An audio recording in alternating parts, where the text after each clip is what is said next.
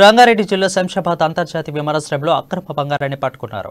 600 గ్రాముల బంగారాన్ని సిఐఎఫ్ఎఫ్ ఇంటెలిజెన్స్ అధికారులు సీజ్ చేశారు.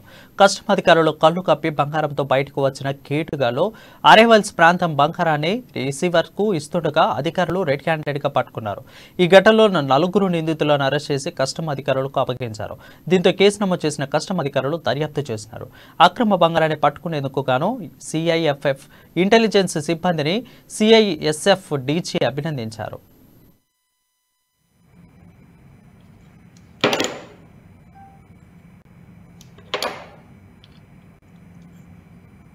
थ्रेडिंग